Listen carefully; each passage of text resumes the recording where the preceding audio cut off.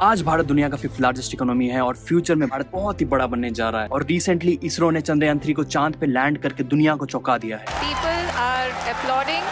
Let us all wait to hear.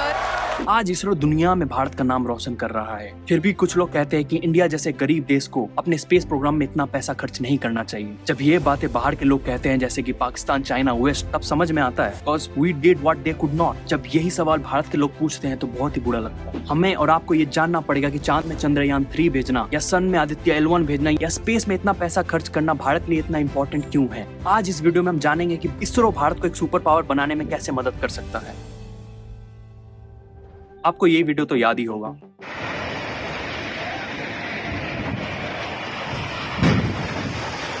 ये bridge Bihar के भागलपुर में पहली बार नहीं दूसरी बार गिरा है और ये ब्रिज का कंस्ट्रक्शन कॉस्ट था 1700 करोड़। और आपको आदि पुरुष तो याद ही होगा, 700 करोड़ में बना था, राइट। और आपको ये जान के हैरानी होगी कि इसरो के चंद्रयान 3 ने सिर्फ 615 करोड़ खर्च करके इंडिया को चांद पे पहुंचाया। सिर्फ 615 करोड़, जो कि आदि पुरुष का बजट से कम है। 2023 में भारत का टोटल बजट लगभग $550 बिलियन था और उसमें से इसरो को सिर्फ $1.5 बिलियन मिले, जो कि टोटल बजट का 0.2% होता है। यहाँ तक कि हमारे रेलवे का बजट $32 बिलियन है और इसरो में जितना पैसा हम खर्च करते हैं उतना ही पैसा हम स्वच्छ भारत अभियान में खर्च करते हैं, 12,500 करोड़, लगभग $1.5 बिलियन। सो आपको जितना लगता है उतना ज्यादा पैसा नहीं है। अगर आप इसरो को नासा से कंपेयर करें तो नासा का बजट $25 बिलियन है, जो कि इसरो का बजट से 15 टाइम्स ज्यादा है। इसरो ने इतने कम पैसे में भी बहुत सारे कमाल किए हैं, जैसे कि एक साथ 104 सैटेलाइट लॉन्च करके दुनिया में वर्ल्ड रिकॉर्ड बनाना, मार्स में फर्स्ट अटेम्प्ट में पहुंचना, first country to discover water on moon, first country to land on moon south pole, Aditya L1 Gaganyaan. ना जाने इसरो ने कितने सारे रिकॉर्ड्स तोड़े इतने कम पैसे में। तो आप इमेजिन कर सकते हैं अगर इसरो का बजट नासा जितना होता तो इसरो ना जाने क्या क्या कर देता। करंटली दुनिया का स्पेस मार्केट $400 बिलियन का है और ये स्पेस मार्केट बहुत ही तेजी से ग्रो कर रहा है। और इस $400 बिलियन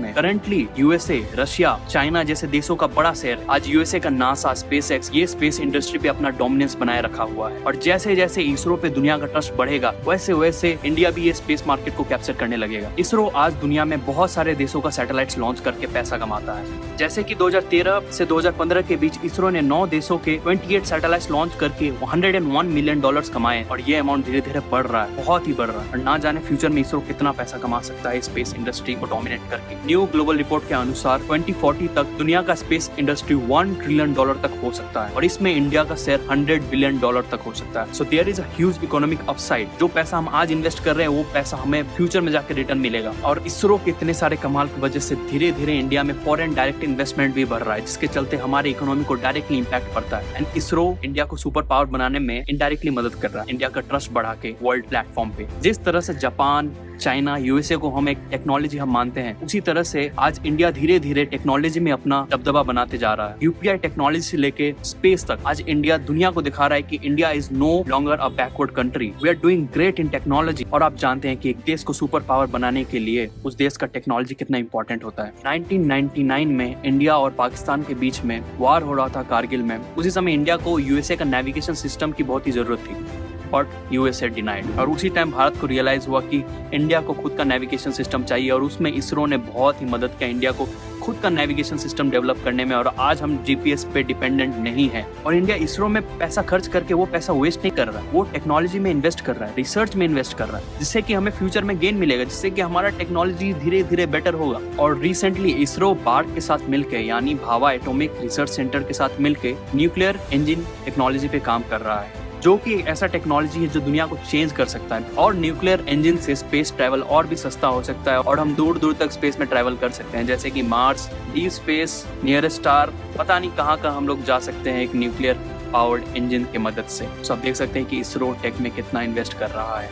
और यही नहीं, इसरो भारत के डिफेंस के लिए भी बहुत ही इंपॉर्टेंट है। 2019 में भारत ने पहला एंटी सैटेलाइट मिसाइल टेस्ट किया। आज भारत के पास बहुत ही सारे अच्छे सैटेलाइट्स हैं जिसके मदद से वेदर प्रिडिक्शन, साइक्लोन डिटेक्शन भी कर सकते हैं और चाइना, पाकिस्तान जैसे हॉस्टाइल नेशंस को भी डायरेक्टली मॉनिटर कर सकते हैं। कॉलोनियल रूल के टाइम से हम इंडियंस हमेशा अंडर कॉन्फिडेंट थे। ब्रिटिशर्स ने भी हमें हमेशा अंडर कॉन्फिडेंट फील करवाया। They told us that we can't even rule ourselves. But आज इसरो की वजह से धीरे धीरे इंडिया का सेल्फ कॉन्फिडेंस बढ़ रहा है।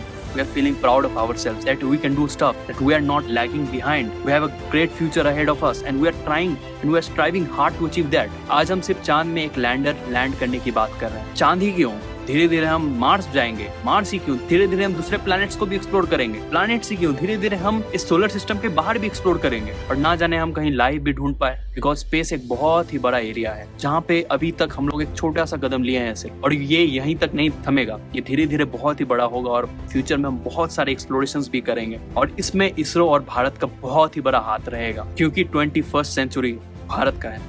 तब तक के लिए मस्त एकदम।